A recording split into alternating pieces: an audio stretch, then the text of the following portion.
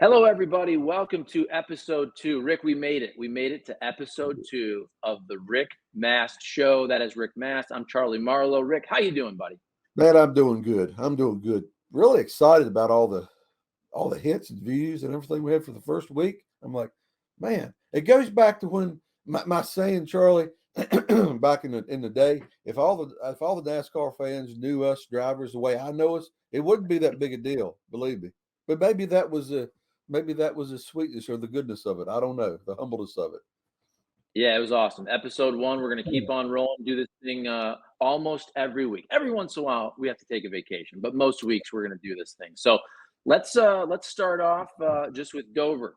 Your thoughts on the race? Another victory for Denny Hamlin. He's having a hell of a start to his season. Yeah, he is. Denny is he's a Virginia guy, of course, and he's one of those guys, short track guys. Mom and dad sacrificed for him, and made the whole deal happen. But and he's came as he's come through the ranks.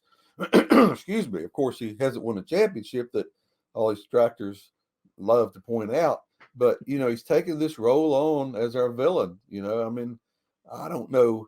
It's like a good book, dude. You got to have what is it? You got to have a hero, a villain, and a common folk, right? And our sport needs that, and Denny's kind of embracing that role right now as far as the off the track stuff goes. But on the racetrack, that's really to me the basic thing that I always look at. I mean, can you drive? What's your deal on the racetrack? Are you a good driver, bad driver, aggressive? Or do you wreck people or whatnot? But Denny's just one of those guys. He's a winning race car driver on that racetrack, and everything he does outside of the track or outside of the car, he's making his name. Uh, I don't know. It's interesting for me to watch Denny the last couple of years and what he's gotten to, what he's doing with the social media thing. Again, on the racetrack, just hard to beat. Good race car driver. So you mentioned both Virginia guys. Is he from close to where you're No, from? no, No. he's on part of the state that we don't recognize on our part of the state. We're in Western Virginia, the western part of Virginia. He is more over to the southeastern side. So it's the name is the same, Virginia, but it's really a different state. Okay, so are Virginia racers though known? Sometimes you hear about Midwest racers or dirt track guys, and you go down to the South. Is there a style of racing in Virginia where it's kind of distinct? Looking back, if you go back to my early days, and when I started running at South Boston and South Side and Manassas, Old Dominion Speedway, all those places, you had these group of drivers that everybody heard of: Ray Hendrick, right? Sonny Hutchins, Tommy Ellis. Uh, gosh, there's just so many of them. And if you go back further than that, Virginia produced a lot of race car drivers or cup drivers. You start with Curtis Turner, and even guys before Curtis Turner. I mean, Curtis from Roanoke, which was an hour from me, and then you go down through the list, and it seems like over the last few years, with the influx of Midwest guys and California guys, that some of the Virginia guys, are not really getting in there like they used to. Because it used to be a lot of Virginia guys would get into Cup because they were so good. And you talk about style. The style was like all the racing in those days, man. It was just rough. It was rough and tumble. It was eat or be eaten, and that's just the way, it's just kind of the way it was. And when I was a teenager racing against these guys, I learned that. Of course, running dirt, I learned that too, right?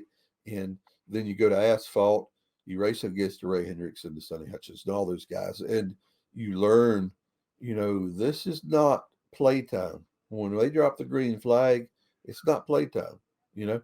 And if you're gonna cause a riff with somebody, it's going to be settled.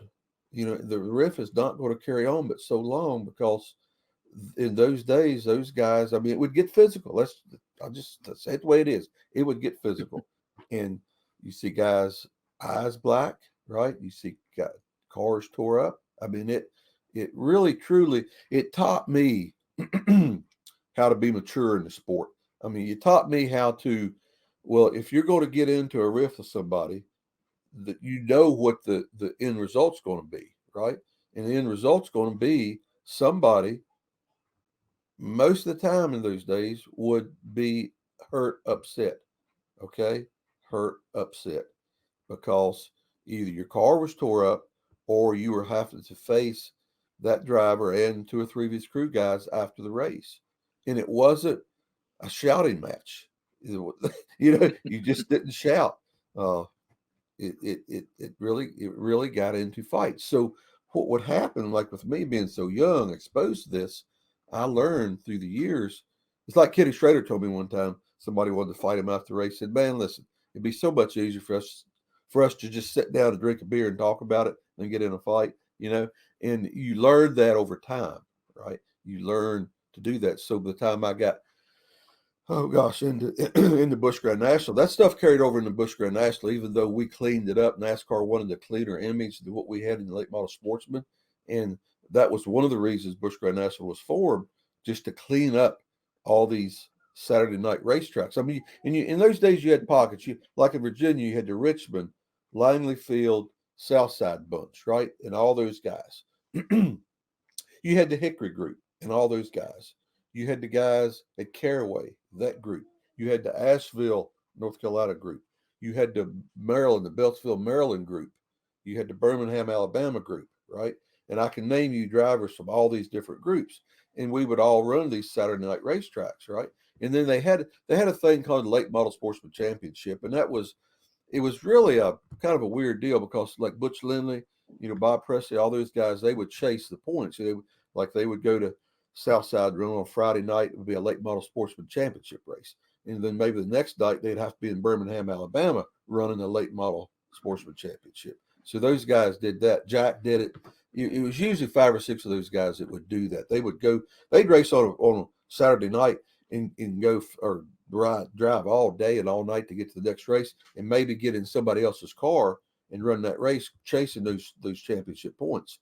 So, and it was really pretty rough and tumble in those days. So when NASCAR decided to start the series, the Busch Grand National Series, really what happened, you took the best drivers of all those different groups and combined them and started the touring series, which became the Busch Grand National. It started out the first year of the Budweiser series, and then they changed it to Busch Grand National Series. And that was the beginnings of what is now Xfinity, right? And that series is what propelled me. It enabled me to showcase my skills in the late 80s to get in a cup car. Okay. That was my stepping stone. The thing is, there's so many, we would run these Saturday night racetracks all the time, but our big paying races were always the combination races. Like we run Hickory and South Boston, wherever was that, Nazareth, Pennsylvania. Well, the big races or big paying races were the combination races with the cup cars, i.e. Darlington, Dover, Charlotte, Daytona. That's where it paid the big money. Okay. And, but when we go to those races, all the cup guys would step down and run these races. And normally they would dominate because they were just, they were just good. They were just better. They could say equipment, this, that, the other, but in those days we all had pretty much the same equipment as those guys, but they were just better. So a lot of the guys in our Busch Grand National Series, the regulars, would fuss and raise Cain all the time at NASCAR when it come time for us to race for good big money. The Cup stars would come down and steal our money, right? And I was never into that because I wanted to be a Cup driver. And there's articles, I did stories and reporters did this. And I knew that to get the Cup, that I had to be able to run and outrun Earnhardt and Tim Richmond and Dale Bonnet. I had to be able somehow to go to Charlotte and run with those guys, right? And, I was fortunate enough that I was able to do that a number of times at these races. I could run with them, a couple of times I outrun them, but I was always in the mix. And what happened, the guys, a good example is Travis Carter, Harry drove for Travis. Well, Travis would set up on that truck and watch Saturday races like all the car owners did. And, and everybody, all of a sudden, they started seeing this blue 22 running with their driver. Like, who the hell is this? Who's in that blue 22? That's that Mast fella, right? And that, you do that for a couple of years, and then they start noticing you, right? So my first Cup endeavor, the big deal Cup endeavor, was with Travis. Well, before that, Buddy Baker picked me up for 2 races, right, in '88.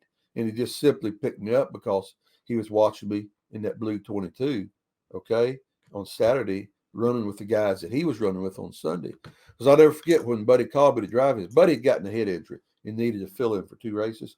When he called me, I drove that car at Bristol and Darlington. And I remember him saying, he said, Rick, don't do anything different. Just do like you, just drive it like you've been driving that blue 22 I've been watching. That's all you got to do, right? So that was my deal or my take on that. And some other guys from Busch come through. Now, today, it's different. Today, I'm like in those days, you took you go get a Banjo chassis or a Hopkins chassis and you get somebody good to put a body on it and do the best you could do with your engine, with what your finances allowed, and just get out there and drive the crap out of it. That's what you did. You just drove the shit out of it. And Earnhardt, Darrell, they all had the same kind of chassis, pretty much the same bodies. They might have been a little bit better with the engines, but if you had abilities, you could run with those guys. And of course now, it's not that way. Now it's basically, well, it's reverting back some, but for a decade and a half, it was all Cup cars, really, or Cup. They were Xfinity cars, but they were being produced in the Cup warehouse or the Cup shop, and then the drivers are getting in them. So it's harder. You can't showcase your talents the way we used to do it. Let's put it that way. It's a different deal. Gotcha. So I don't know if you heard any of Denny Hamlin's post-game comments, but and you mentioned this, everybody talks about it all the time. Denny has all these wins, I think 54 now, but he doesn't have the championship. And he said, look, I would rather take 60 wins and no championship easy over 1 championship and 20 wins. And he said something along the lines of, look, I think there are worse drivers that have won a championship than me, talking about himself, obviously. So I always think this is a really interesting conversation with drivers from your era. How do you view what Denny said, but also just the championship now and the format where it all comes down literally to one race? Do you like that? And has it made you look at championships differently in this era? Oh, definitely. You're definitely looking at it different. I love the playoff deal. I think it brings drama. It really does. I think it brings attention to our sport. What I don't like is the part that I just hate about it is coming down to whatever setup you got and whatever luck you got on that one particular race. And that's the last race of the season, right? You've done everything to get there, but maybe you've won a bunch of other races and run better than the other guy the biggest part of the year. But that one race, you can have anything go wrong. You can miss the setup by this much, and your championship's decided by that. Now, with that being said, that falls in line with every other major sport, right? That's exactly the way all the other major sports are. I mean, NFL, NBA, MLB. It's not, what you've done during the season ranks you for the playoffs, right? And if you look at it that way, if we want to be like all the other sports, then you're dead nuts right in line with everybody. But in our sport, for decades, it wasn't like that. It was a year-long thing. We didn't have playoffs. And, a lot of times the championships were determined way before we got to Atlanta, the last race. And, I'm a firm believer that with the playoff format, definitely gives us more interest. It gives more, or creates more interest. It's more drama. Everything about it's good to me, except for that last friggin' race. And that's just the purest to be for our sport. Because been in the sport when it wasn't like that and watching it do what it's doing now. And you got to remember too, dude.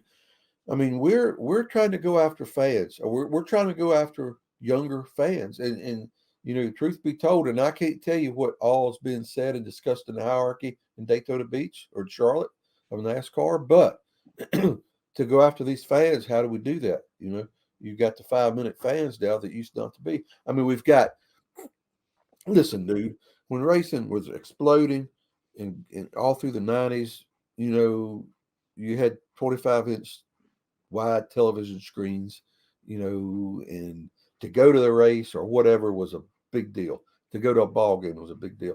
And now everybody's got 10-foot wide screens. It's easy to set back.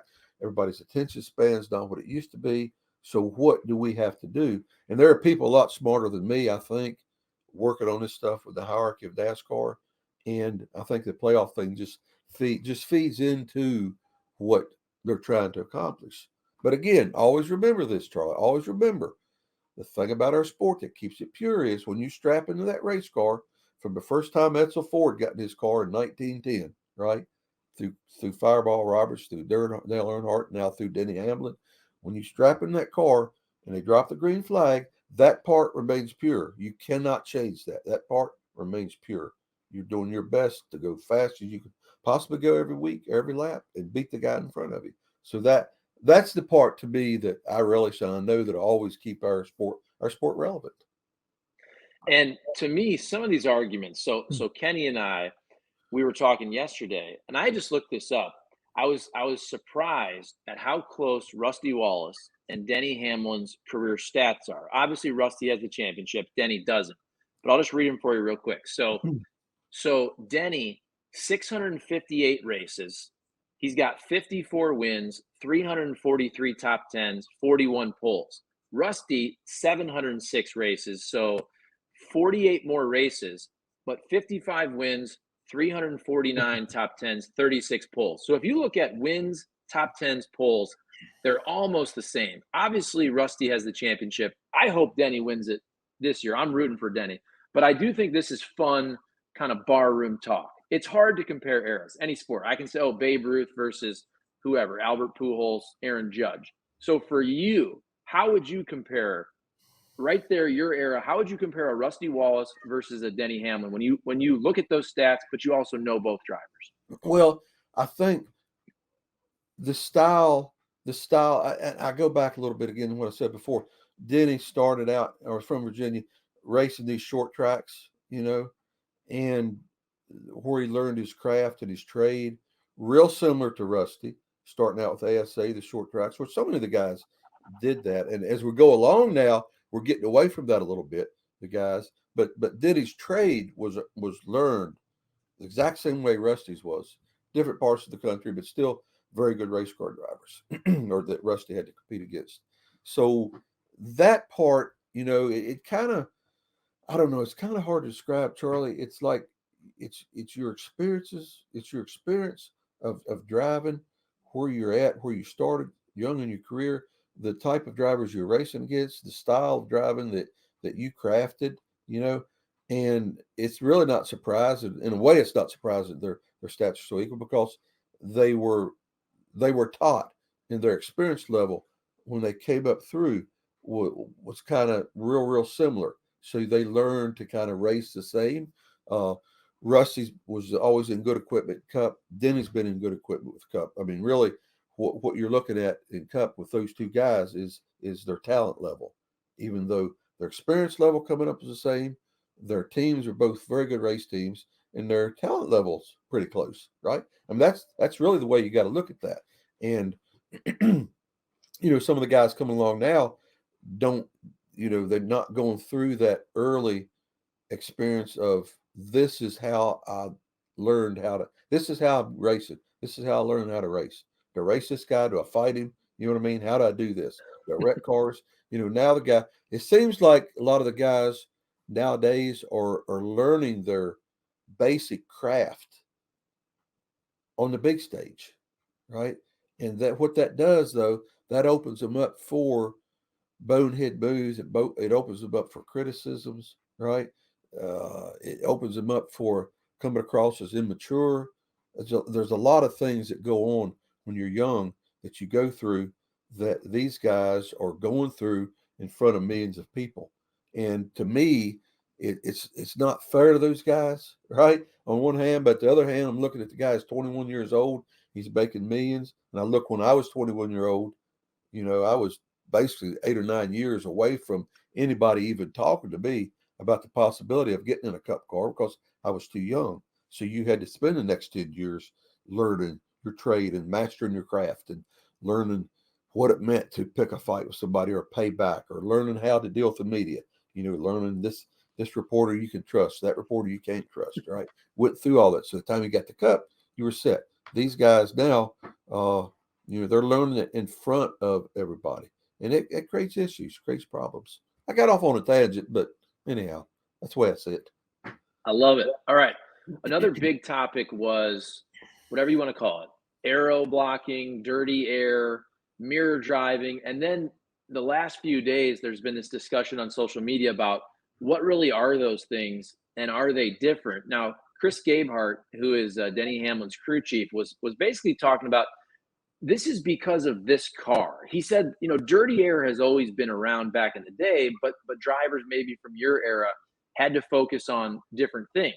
Kyle Busch in his media availability this past weekend, he said, look, this next gen car, it is just so much better as a defensive weapon than it is an offensive weapon. So what do you think about just this whole storyline of aero blocking, dirty air? I mean, did you guys talk about these things when you were driving? Did you just use different terminology, or is it more about this next gen car, you think? Let me give you some numbers, Charlie. In 91, my first full-time Cup year, right? I'd run Cup races since 88 a little bit, but my first big-time deal gig was Scope. The aerodynamics, if you had a car that blew, we call it blue, right? You go in the wind tunnel and you blow it. If it produced 200 pounds of total downforce, you had a pretty damn good race car. Okay. That was in 91. In 96, when we switched to Pontiac bodies and we had Hooters as a sponsor, Fatback McSwain and Kevin Hamlin, they were all by team crew chiefs. They built a car. They built the Pontiac. Fatback did some of his aerodynamic trick magic to it. We blew that car. It blew 503. That was a magic in 96. That was a magic number, 503 total pounds of downforce, right? When I got out of the sport and retired in 01 or 02, 1,200 was the number that they were working on. And then we go to the Gen whatever car it was. I mean, I started hearing numbers up before they made this new car, the next year. Up before that, I started hearing numbers well over 2,000 pounds of downforce. Okay, so you look at that number, and to give the fans a perspective, the Indy cars, they dial those wings in. What the car weighed, 2,500 pounds. They put like 3,500 pounds of downforce. And what that means to the fans is you send that Indy car down a tunnel and let him turn and go up on the upside of the tunnel. He could run on that tunnel upside down, and it'd be stuck upside down to the tunnel because the downforce is keeping it stuck. That's what downforce means, or that's kind of how it works. So when I came in and we were running, you would run a guy down, and you would get to him, and it really didn't upset the car. It would be muffled. The car would jerk around a little bit, and it'd be muffled, but you didn't really lose. You didn't really lose a lot of balance in the car. So fast forward 10 years to 2000, 2001, my last couple of years in the sport, you run somebody down and you get to them, you would completely lose the nose because you quit where your mechanical grip is what it is. But when you got downforce, baby, that air is free. I mean, it's free handling. So you work to let the air push the car down on the racetrack. And this was really before a lot of the guys figured out the side force that they come up with. But anyhow, the car would be stuck so good, and you'd run up to a guy, and the air off his car, it created a vacuum on the front of your car. All right. So all of a sudden, if you've got 1,000 pounds of downforce, say you've got 500 on the front, when you get to that car in front of you, that air comes off of that car, you lose it on your nose. All of a sudden, you've lost 500 pounds of downforce on the front of your car. Well, hell, you can't steer it. You can't turn it. You can't drive it. You can't do anything with it. Well, as this was transitioning, at one time, the drivers, when we started noticing this, I don't know, mid to late, I don't know, like 97, 98. I forget what year it was. Well, maybe it was before that. We started noticing it, maybe the mid-90s. And the guys, everybody started fussing about it a little bit, right? Because we had never encountered this in 50 years of NASCAR. The drivers had. So NASCAR decided they would do a 5-and-5 rule. What that meant was we have to run the front valence 5 inches off the ground that high. I forget what we were. I think we were 3 inches. You go through the tech, your valence, your front bumper valence area, a minimum of 3 inches, and we had a big spoiler on the back. So they went to 5 and 5. It's called you raise the front valves up to 5 inches. You make a spoiler in the back, a small 5-inch spoiler. And I can't remember how long we did that. Maybe 1 or 2 races, because you'd go out there on the racetrack, and it was like driving the cars when I first started. You had no downforce, and the guys had gotten really used and accustomed to the cars being stuck and handling pretty good with this comfortable downforce. Well, we did this 5 and 5 deals, and you'd have thought we'd have dropped a nuclear bomb in the garage. And drivers just, I mean, they screamed bloody murder, right? Going and turn, they couldn't drive it. It wouldn't turn. It wouldn't get, you couldn't get in the gas. It wouldn't stick. And I'm like, I kind of liked it, because I'm like, well, this is the feeling I first got the first time I got in a cup car, right? First time I got in a cup car was Bristol in '88, driving for Buddy Baker. And Joey Knuckles is a crew chief.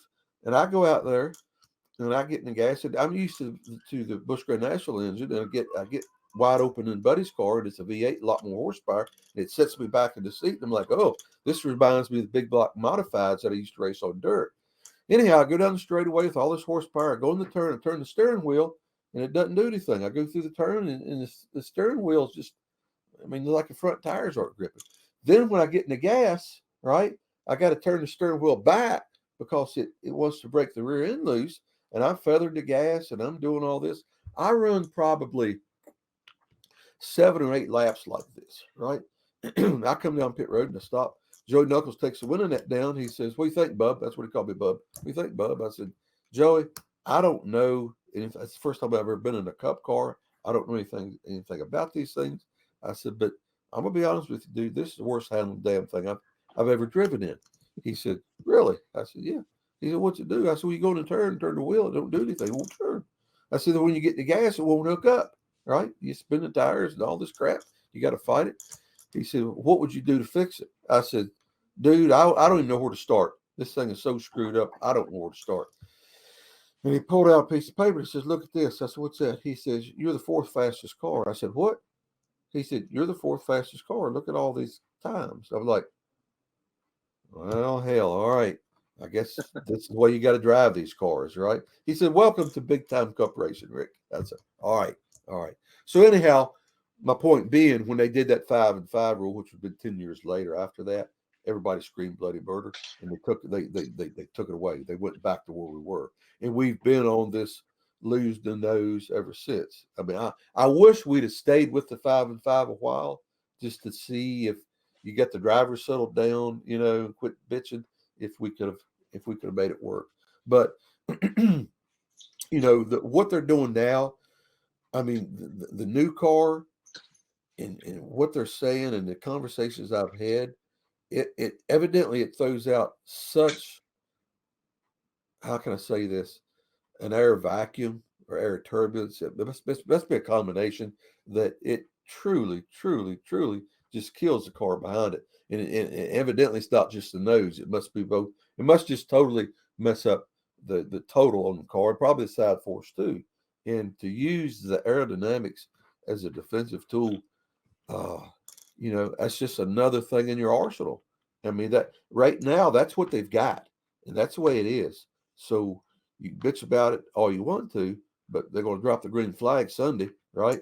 And you've got that tool for you at your disposal. So you're going to have to use it. I mean, you can gripe all you want to, but it's there, and you're going to have to use it. So how about this though? Because you were mentioning other sports earlier, and I think it's fair to say that most professional sports are doing what they can and changing rules to get it to be more offensive. And let's be real, we're talking about finding fans. Fans want offense. In NASCAR, that would be passing. So do you think, just for the viewability and the popularity of the sport, is it a good thing that this car is more defensive? Whereas, look, football, you can't touch a quarterback now. You know that. They want every game to be 42-35. I mean, baseball, whatever it is, basketball, scoring. Do you think the fact that this is a defensive tool, is that detracting people maybe from watching a sport where they want to see passing? The fans, they don't know it's got fuel injection. They don't know it's got a diffuser on the bottom. They don't know any of this stuff. And really, for the majority, especially the new ones trying to get, they don't give a crap. You know what I mean? All they're looking at is the cars. Look at the cars on the racetrack. It's like, I'll give you a quick story. we would go to Daytona years ago and testing in January, February. We go down there for 3 or 4 days at a time, come back, cut the bodies off these cars, go back.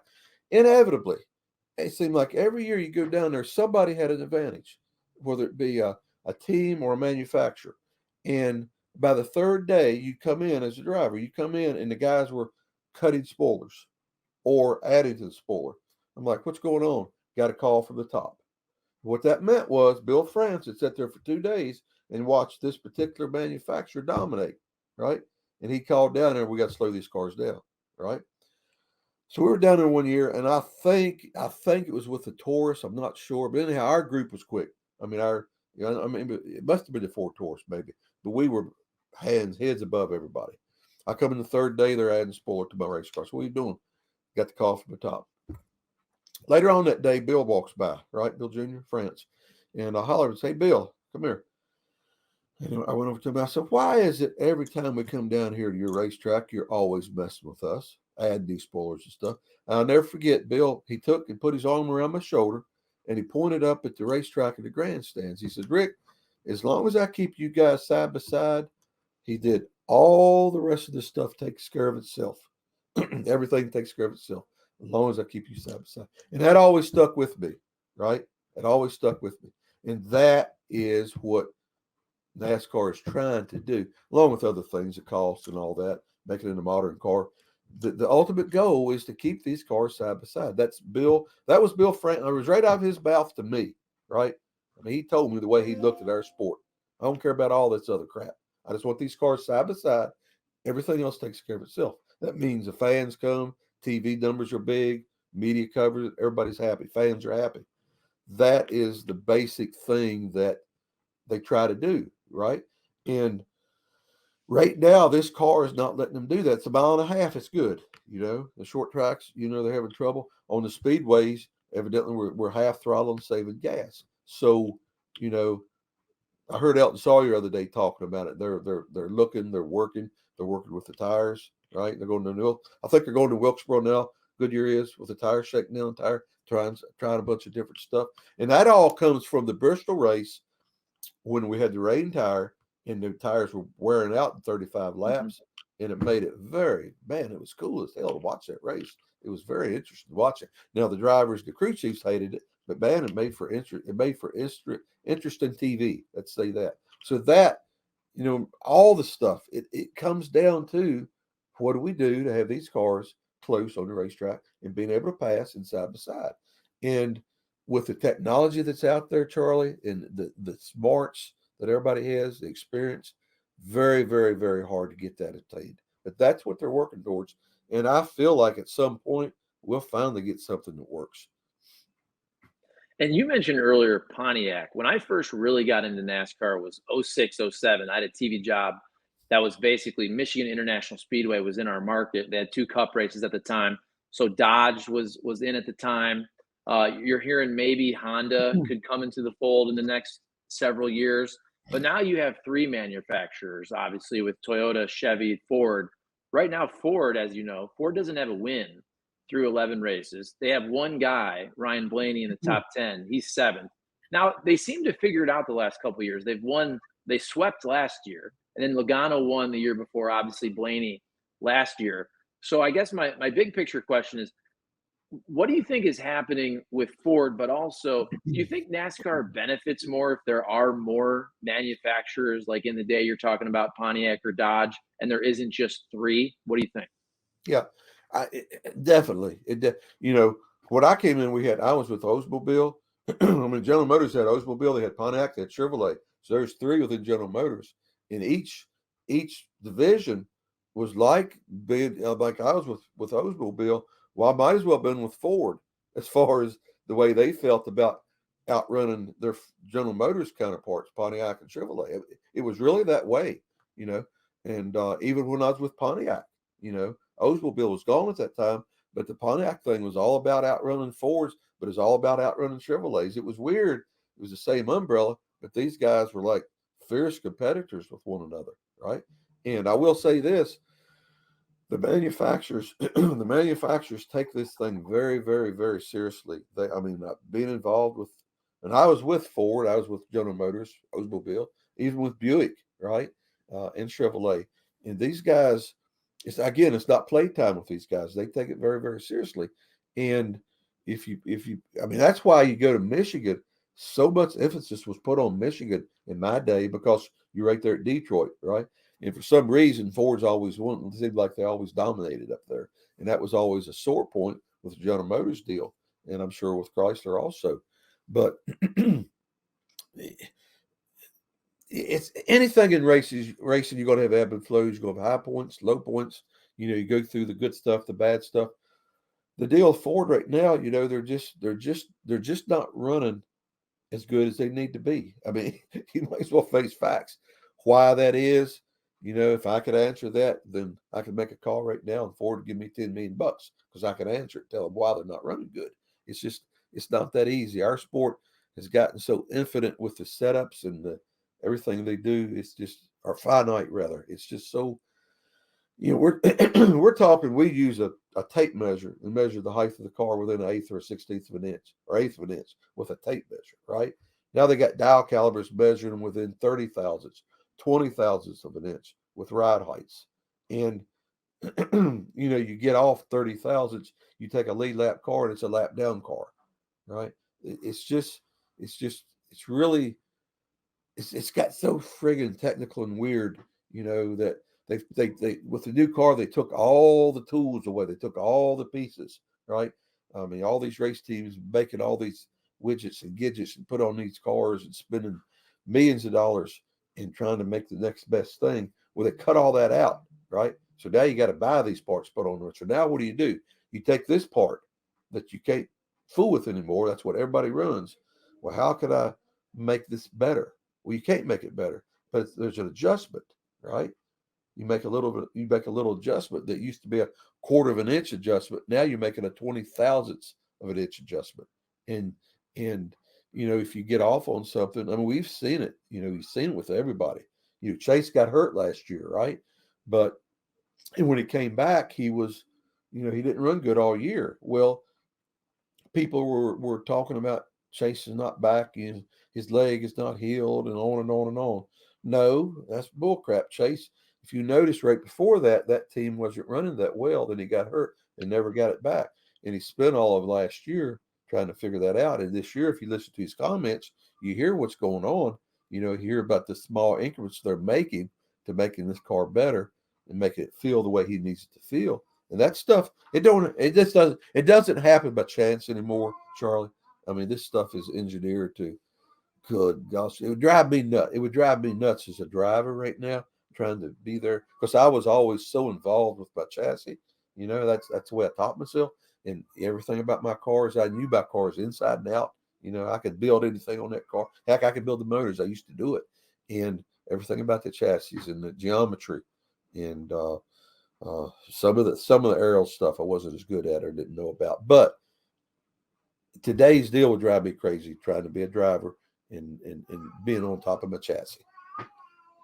Okay, so we're gonna create some segments. I think last week you said what's pissing Rick off today or this week. We're gonna do story of the week also because of course you have great racing stories. Let's start with what's pissing you off, Rick.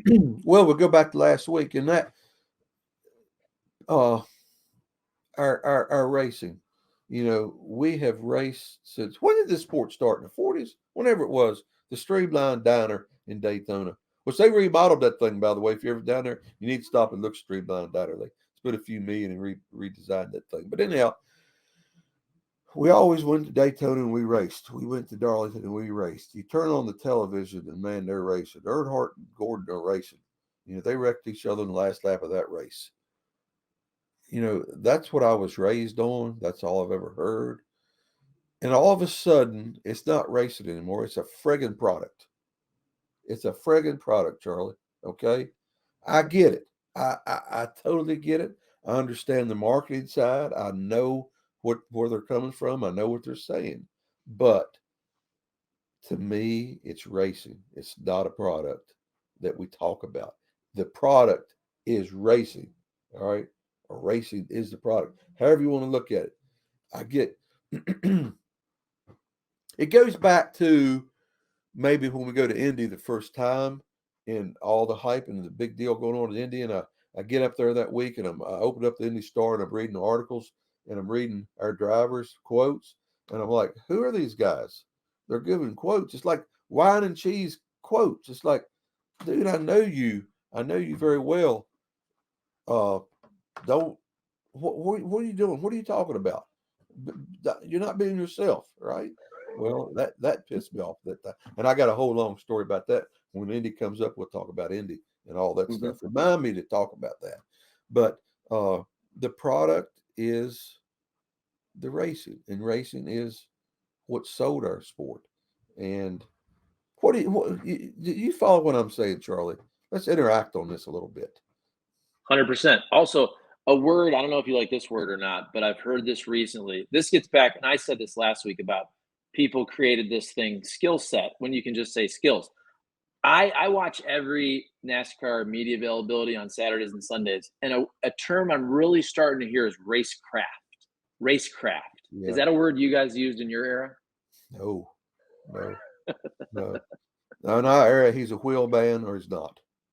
Okay? You got racecraft or you don't, right? He's a good wheel man, bad wheel man, mediocre wheel man. Well, this guy's got mediocre racecraft. He's real good racecraft.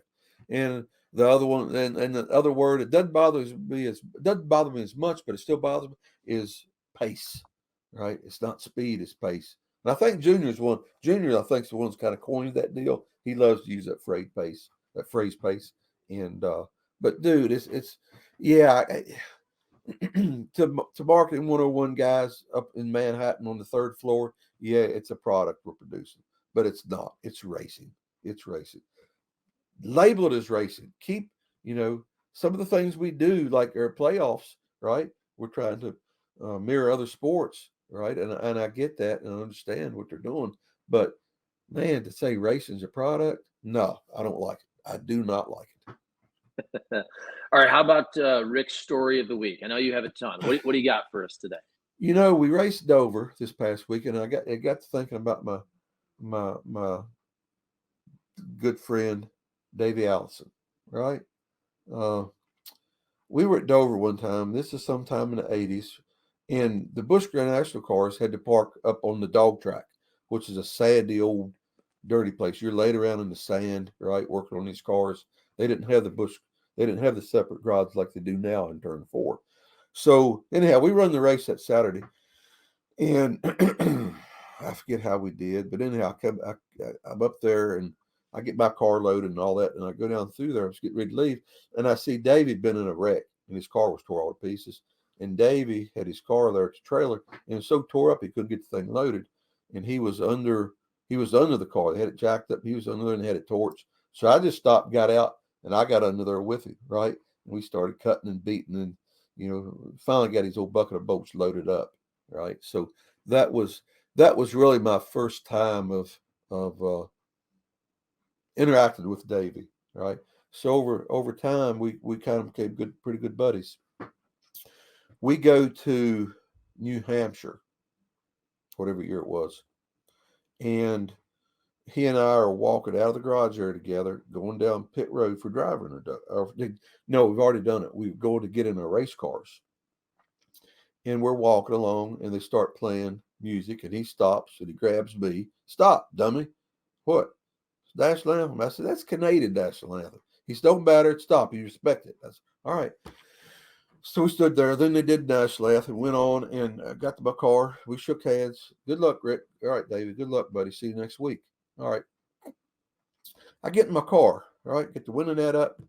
All of a sudden, an official comes and looks in it through the net at me. He says, Rick. I said, yeah. Got an emergency phone call from you from home. I was like, what's that? He said, the call said your house is on fire. I'm like, okay. I'm sitting there and I'm like, what am I going to do? My house is on fire, right? So anyhow, we run the race and come home that night. We had stayed in a motel. The fire had been in the kitchen. My dad had been there watering the shrubs, and it blew out a window. And, the local fire department came. I mean, these guys, the story goes, 2 of them come on a 4-wheeler, one of them come on a horse, right? But the firehouse is only like a quarter of a mile down the road. But these guys on Sundays, they would ride horses and ride four-wheelers and stuff. But anyhow, they got the fire knocked out. So we go in there Monday. We stayed at a motel that night. We go there Monday morning, and of course the kitchen's gutted, and a lot of the stuff in the house is heat melted. It's really a mess.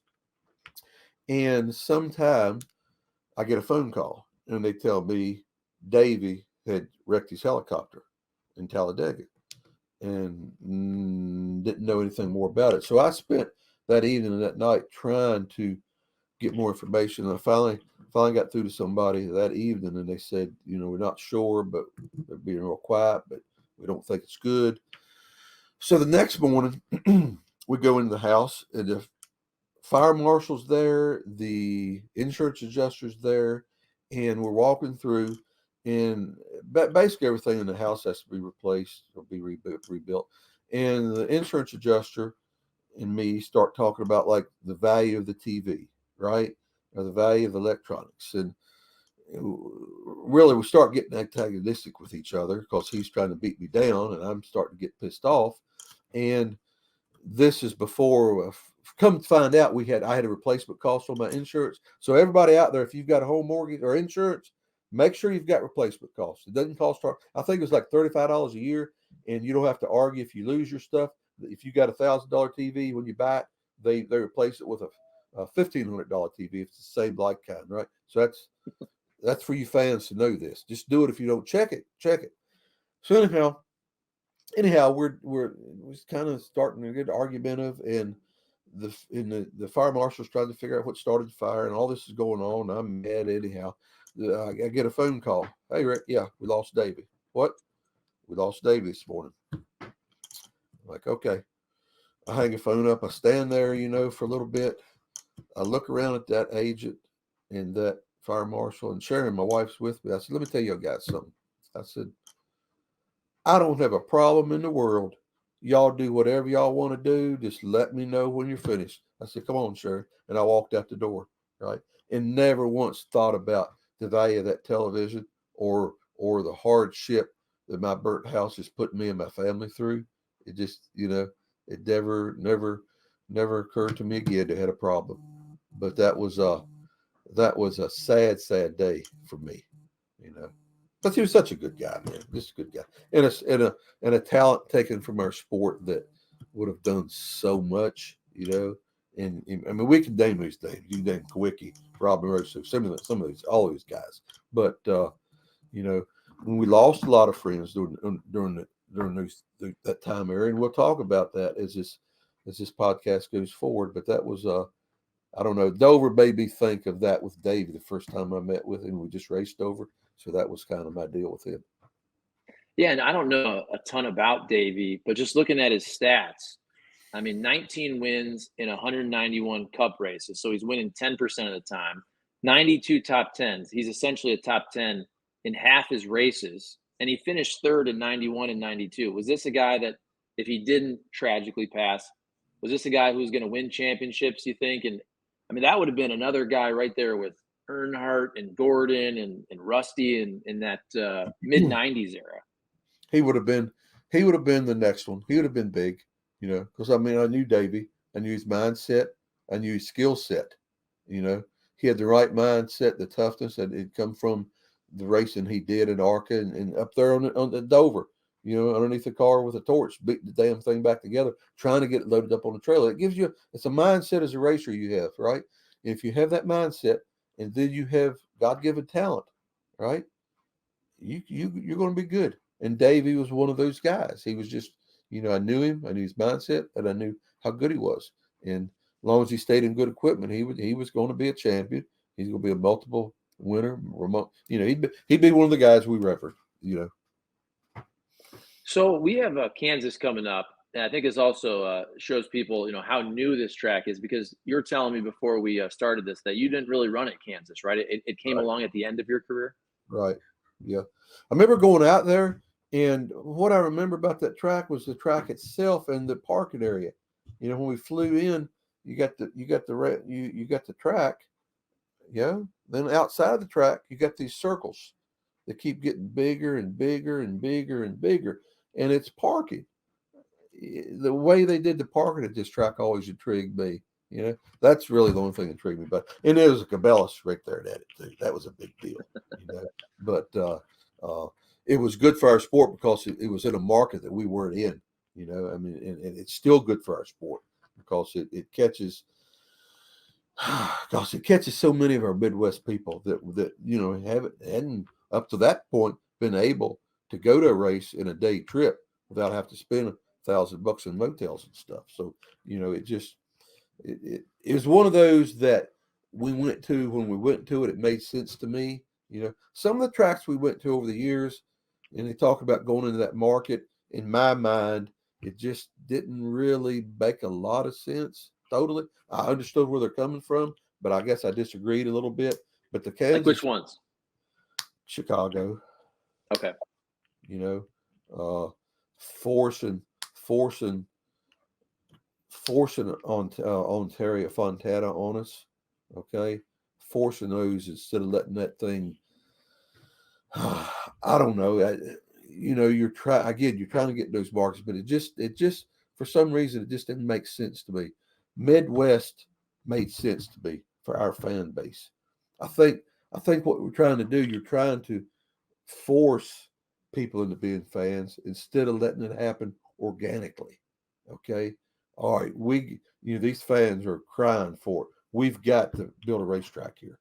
We've got to do that. Look at our numbers, look at our TV numbers, look at whatever data they use. Man, right here in Fontana, we've got to have a racetrack for these fans. They're calling for it. The same way in Chicago.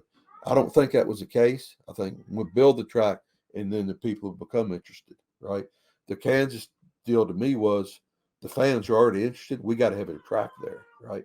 Because so much of our explosion and our growth, and we'll get into this more in our podcast, what the growth was through the 90s, 80s, and 90s, what caused it to explode, because I witnessed all this. We'll talk about why it didn't, quite, it kind of started going down.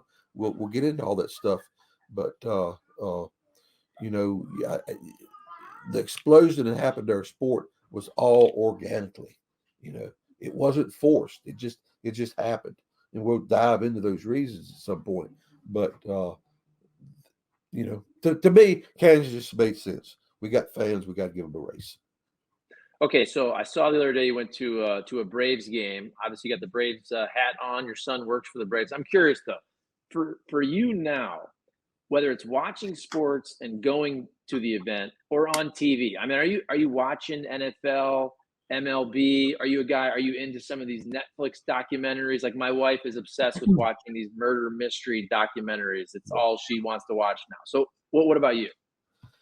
I follow all the sports. I don't follow hockey as much. I follow. I've gotten away a little bit from NFL. NFL used to be, if it was on Sunday, I had to watch it, right? And now I found myself last couple of years not really paying. I pay attention, but I don't watch it until we start getting to the last part of the season. Then I'll start watching it more frequently. The baseball, being a Braves fan, we watch that all the time, right? They're in Seattle right now, so I think the game ended at 1:00 last night Eastern time, and they lost again 2 in a row. So I watched that. We do probably watch the Braves more than anything. College ball, man, I meet up with college ball. I meet up with Virginia and Tech. I meet up with Virginia basketball. I meet up with Virginia football. I meet up with Virginia Tech football and basketball. I meet up with JMU. Because JMU is a little team now. It's moved up. They winning all the basketball and football games. Watch all that stuff. I love watching SEC stuff. Watch that stuff. But yeah, I'm a big sports fan. There's no doubt about it. Watch the NBA. I probably like the what is that deal the NBA has with Barkley and Shaquille O'Neal and Kenny Green on TNT inside the NBA. Yeah, that one. Whenever the playoffs are on, I always watch that stuff. These guys are hilarious. But I do keep up with just about all sports. I really do. Not just those. Try to watch golf when I can. If it's sports going on, love the Olympics. Just kind of a sports nut, I guess you'd say. Yeah, that's what's interesting. You mentioned the inside the NBA, which I think, and I grew up actually more of a basketball fan than a baseball fan because my dad was a big Pistons fan. But I think if you're just talking about the most entertaining show, regardless of sport, I think it's that inside the NBA, specifically because I think Charles Barkley is maybe the most entertaining person on TV. And I don't know if you saw this, but NBC apparently is potentially going to outbid Turner for the rights to Ooh. the NBA. And I'm just thinking, you can't take that show from the fans. I mean, it's interesting to me that you brought up that show almost before the sport because that's how good that show is. That people, if NBC got the rights to the NBA and people were like, I can't see Charles Barkley anymore, I mean, that would be a travesty. It would be. And I'll be honest with you. I enjoy watching that more than I do the ball. I mean, Yeah. and maybe because I love Tony Bennett and UVA's style of play because we're a fan and his style of play is defense. And if you watch the NBA, that's a completely different style. But I will say, if you want to play in the NBA, you go to Bennett, you'll get drafted by the NBA. You'll be good at it. But it's a whole different style of play but that's what makes things interesting. Everybody has different interests and everybody likes different things. And but no, those guys rock. They just kill it. It's the best, no doubt. Okay, so this is breaking news though, because I have a ton of buddies who went to UVA. So that's all I hear about. All I hear about is Virginia basketball. And Okay. don't get me wrong, they love Tony Bennett. But I don't Right. know if until today with you, Rick Mast, I don't know if I've ever heard anybody say they actually prefer that style of basketball. So maybe this is why you like the next gen car. You appreciate defense. Dude, I appreciate winning. And I started following UVA in 1976 when they won with Barry Parkhill and those guys. They won the championship or AC tournament. And I have witnessed and watched that deal through the Terry Holland, Ralph Sampson era, right? Had some wins through that area. And when that era was over, dude, we're 3 decades. If you get an NIT bid, man, you're going to have parties. That's the best thing that ever happened. Tony Bennett comes along, and if you don't win the NCAA championship, there's something wrong, right? The expectation he has set there is, and you go to a game there, the place is always sold out. It's always loud. The loudest, what's weird? The loudest cheers they get at John Paul Jones Arena, the loudest cheers is when the defense holds the other team to a time violation. Uh-huh. Shot clock goes off. Yeah. I ain't kidding you, man. That's the loudest cheers that goes on in that building. So the fans have just adopted his style of play, and I know it drives the other coaches all crazy. But the dude just wins, right? He wins. How can you not love a winner? How can you not love that? Yeah, and that's where look, the only sports team, here I am, I'm about to be 42 years old. The only sports team I care about still to this day is Ohio State football. And I know people hate our fan base. The expectations are ridiculously high where look, Ohio State didn't lose to Michigan for about 20 years. Now, they lost all the time when I was growing up in the 90s. That's why it was crazy. I couldn't I mean every year of the John Cooper era, Ohio State was like 11-0. They would always lose to an 8-3 Michigan team. And then Tressel gets there, Urban Meyer. Ohio State wins every single year. Right. And it's Right. crazy. The last 3 years, Harbaugh, and I'm glad to see him go, by the way, but Harbaugh I beats bet Ohio you are. State. I bet And you Ohio are. State fans want to fire Ryan Day. He's literally won almost every single game he's ever coached, except for about 6. And 3 Right. of those were against Michigan. Against Michigan. Same deal with Alabama, Auburn. Who was it they Yeah. fired years ago? They won about every game, but they lost to Alabama and they fired the freaking coach, right? Same kind of deal. Ohio State and Michigan's like it. You know who's a big Ohio State fan and alumni? The former president of Richmond Raceway, Dennis Bickerman. Okay. Dennis was president for, I don't know, 7 to 8 years longer. Good guy. He had some sports thing up now in Richmond, but man, you talk. I mean, he was as feverish about Ohio State as some of that garage area people I go to about Alabama, right? I mean, and those rivalries are real. They are real.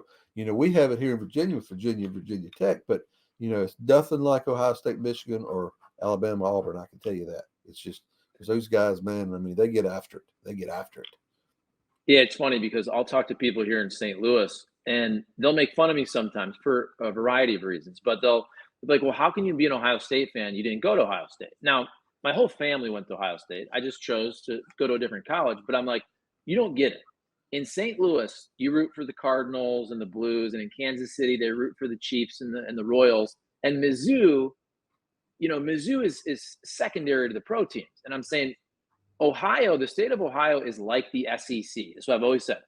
Where in the SEC, you care about the SEC football team more than you do the pro sports in that state. And that's how Ohio is.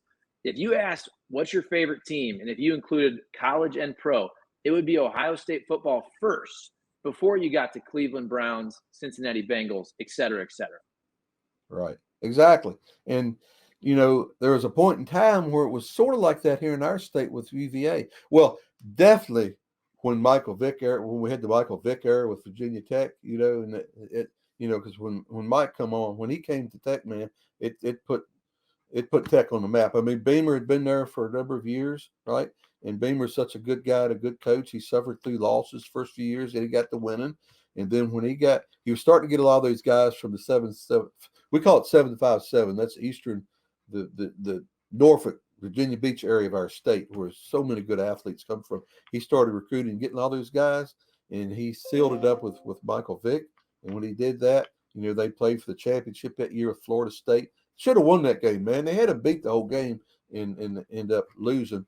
But that set everything for Tech then, right? And everybody in the state just become fanatical about it, because before that you really didn't have anything. You had Virginia with George Welch, who was doing well to pull from, but the fans were never fanatical like you're talking about, like with Ohio State and Alabama. We still don't have it that way because we haven't been prolific winners, right?